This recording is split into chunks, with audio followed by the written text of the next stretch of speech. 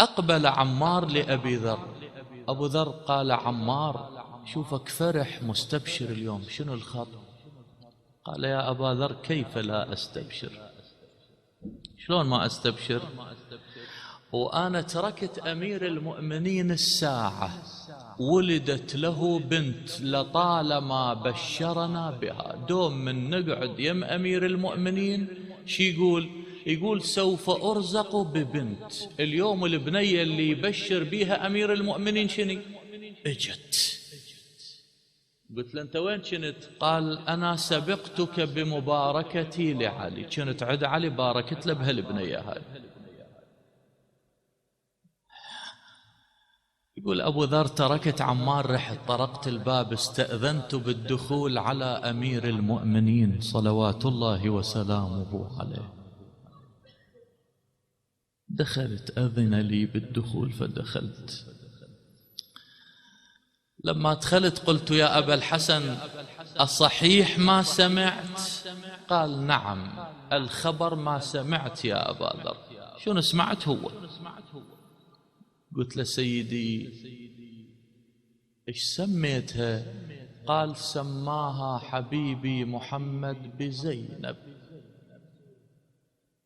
سماها زينب. قلت له: مولاي أبو الحسن، ليش بكيت؟ ليش بكيت؟ ما مكمل بعدني. العبارة تكسر القلب ما حاكيها بعدني. ليش سبقتني؟ ما تحملت دمعتك نزلت. قلت له: سيدي أبو الحسن تسمح لي أتبرك بيها؟ يقول: دخل أمير المؤمنين جابها وعمرها سويعات، ساعتين 3 ساعات 4 ساعات، جايبها بحضنه وجاي. بس يقول الملفت للانتباه عمرها 2 ساعتين 3 علي جابها وعليها مقنعة برقع مغطيها. قلت له: سيدي أبو الحسن تسمح لي أشوف وجه هاي الزغيرة؟ تسمح لي أشيل البرقع؟ قال: يا أبا ذر هذا ليس لك ولا لغيرك، هذه سليلة بني هاشم، هذه عقيلة الطالبين، ما تشوفها يا أبا ذر، ممنوع عليك ولا على غيرك، ما تشوفها. أقول له: سيدي يا علي يا أبا الحسن أريتك تشوف زينب بذاك المجلس بذاك الديوان، شلون تتفرج الناس على زينب. الله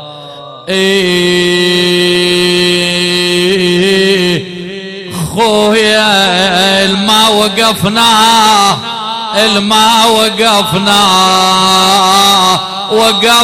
بمكان الما وقفنا.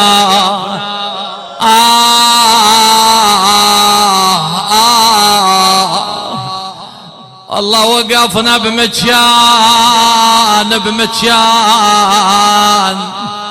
الما وقفنا، والله كسرنا وحتى العدو قلبه كسرنا. اي فرحنا ببكيتك، الله يرزقك زيارتها وتشوفها بعينك. اقول زينب شلون وصلت ذاك المكان؟ الله الله الله الله. سامعين هواي شعراء مني يكتبون شلون زينب ركبوها على هودج، بس اليوم راح اسمعك شي غريب عجيب. شو تقول له زينب؟ قالت: خويا على النوق بلا هودج شلون اركب على النوق. اتصور الحالة يوم ما مصورها، والله بلا هودج شلون اركب على النوق الحاد بلا رحم مر بينا بسود. اليوم اليوم اريد اعزاز قلبي. اي والله على الحلول وصار اسمي ابو فاضل على حلول. شي يقولون هاي اخت ابو فاضل هاي زينب. عاد ايش سويت هنا زينب؟ وين اهلك؟ ما حد يسمعك. قالت عاتبتهم لو عند اهلك عاتبتهم.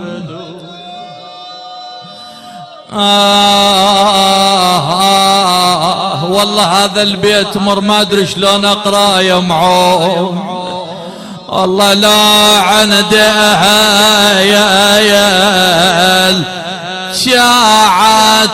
عاتبتهم تطلع سبيه شلون بتهم. ألمك الحكي. اي والله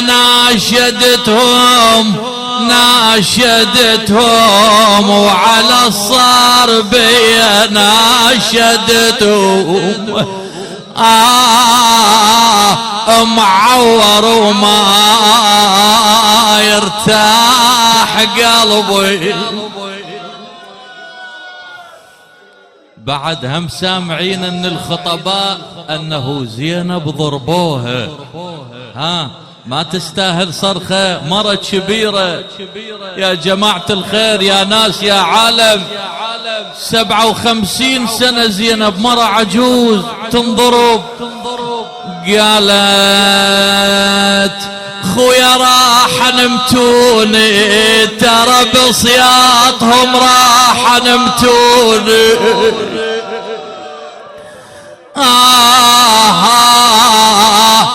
والله بصياطهم راح نمتوني. هذا البيت شرط انت تكمله مبين ما يتعبك. والله صدت عيوني اولى المشرع صدت عيوني.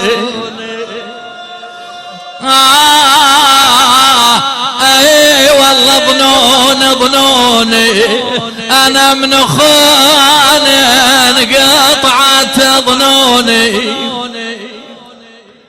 زين سألوها زينب سيدتي ياهو المشويات الخذاك ياهو اكو بقلبه رحمة شو تقول؟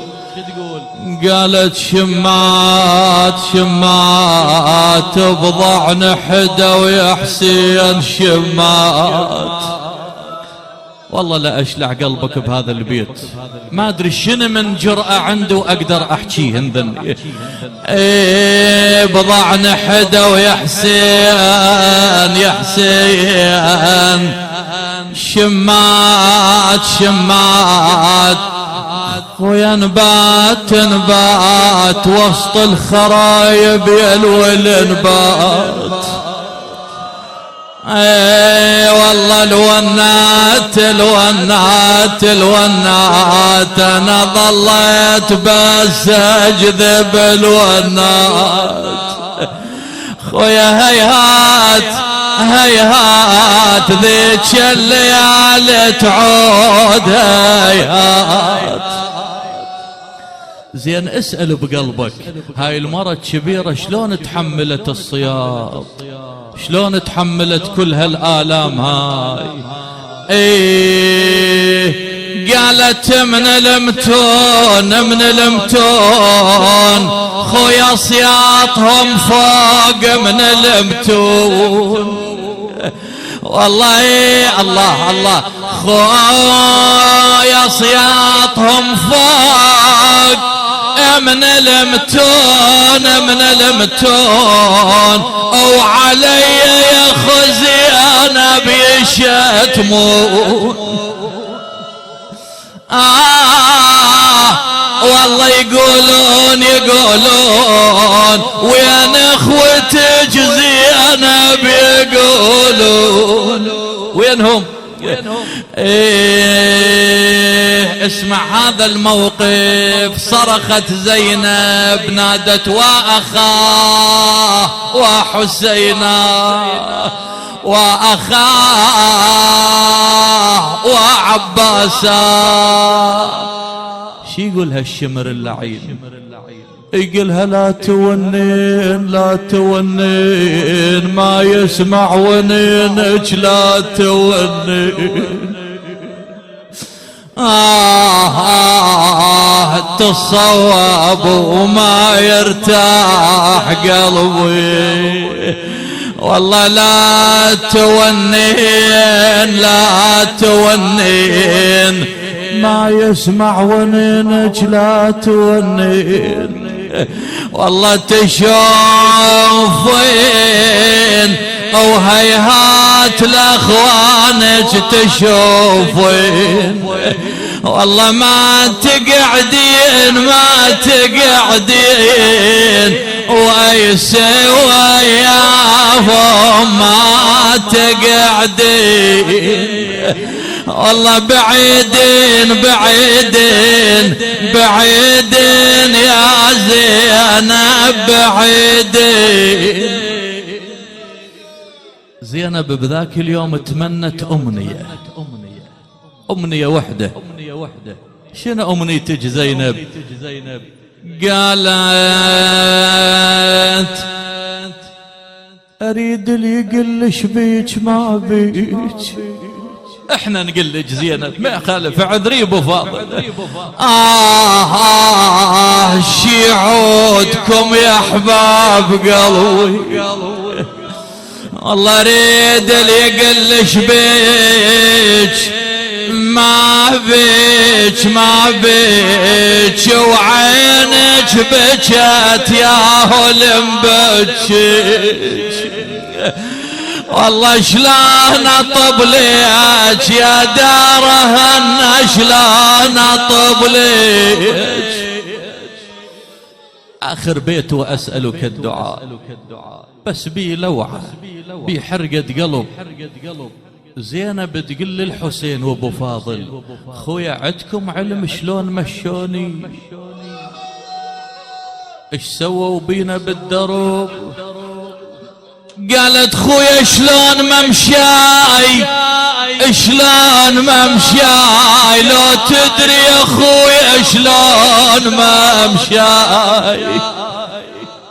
شلون ممشاج زينب؟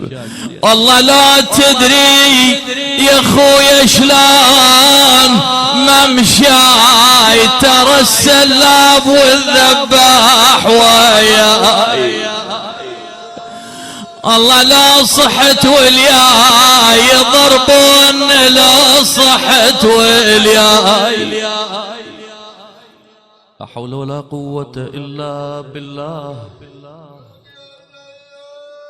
إنا لله وإنا إليه راجعون.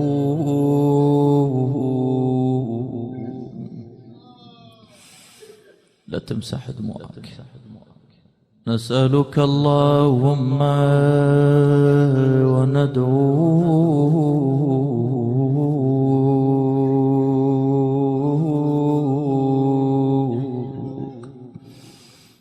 وياي جميعا بمحمد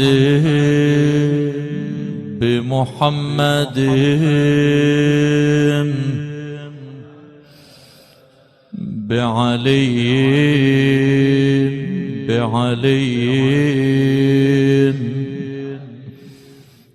بفاطمة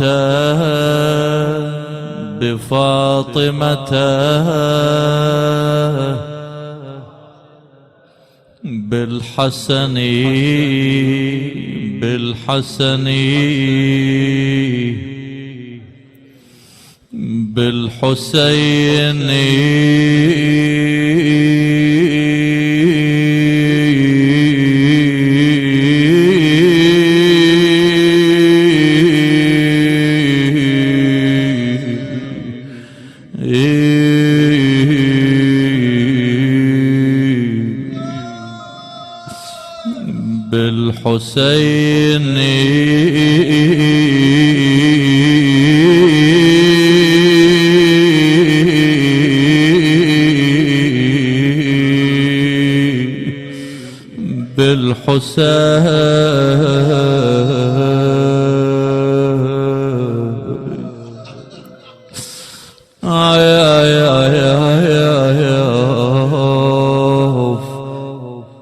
أنا مهما واستراح قلبي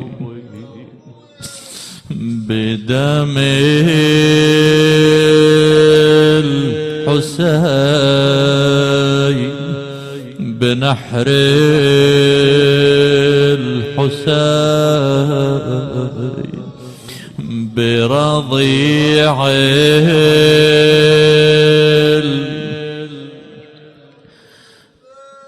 بأختي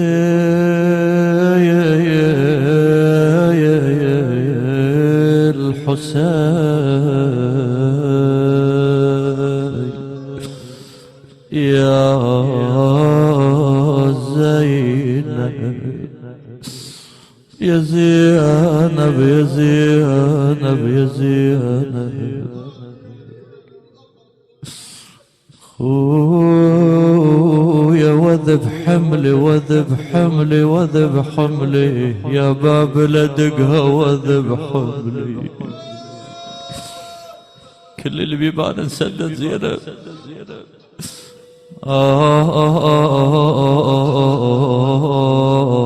علي من تهلن يا عيوني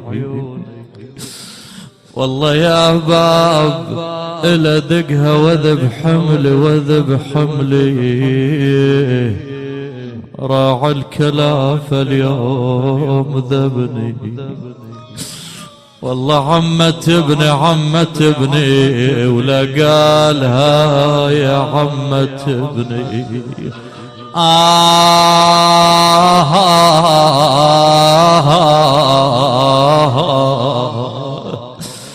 هاي زينب هاي زينب هاي زينب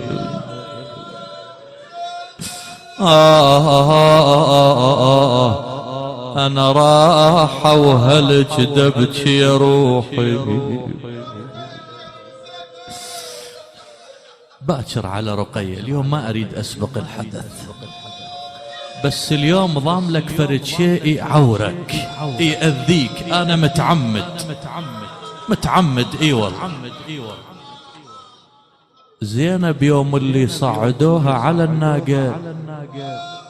الناقة عثرت بزينب لذلك زينب عدها حكي ويا الناقة قالت لها على هونك يا ناقة من تسيري على كيفك والله طاحت الرجلين من كثر المشي طاحت الرجلين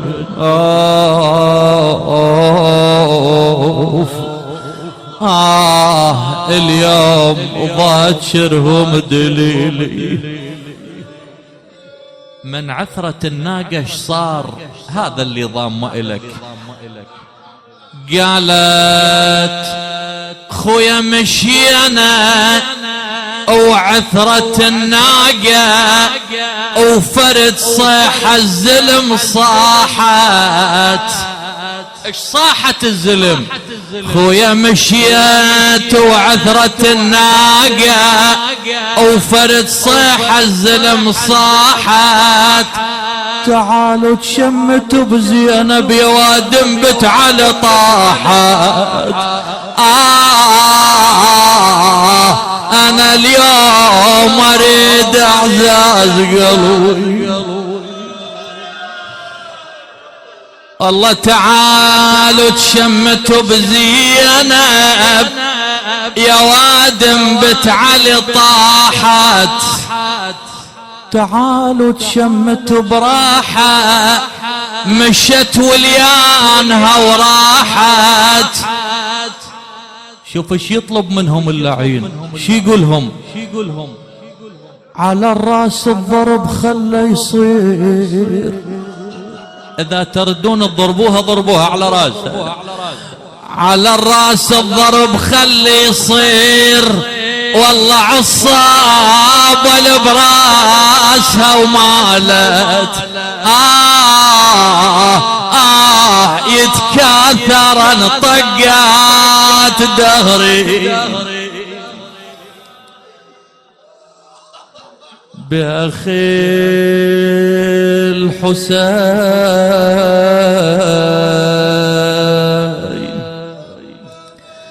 يا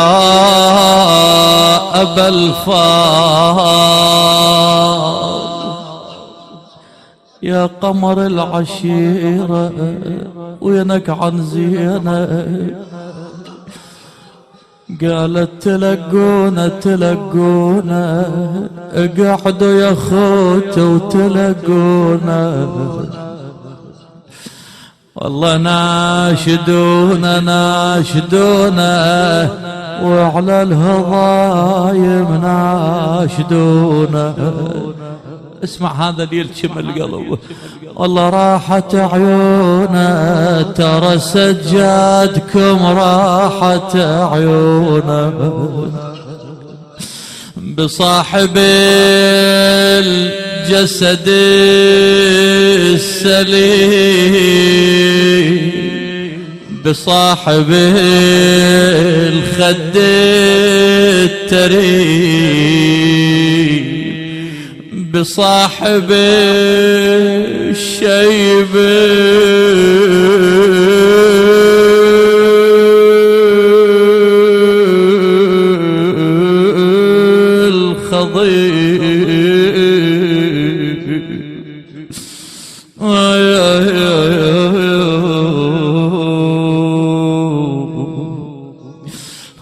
بصاحب العيون الغائرة بصاحب الشفاي الذابلة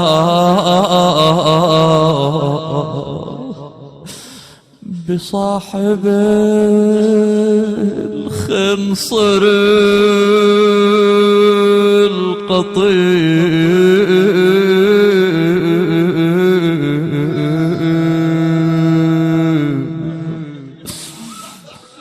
بصاحب الثغر المقروع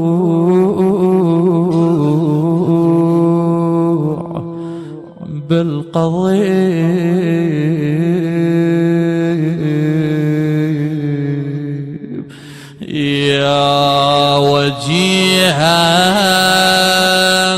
عند الله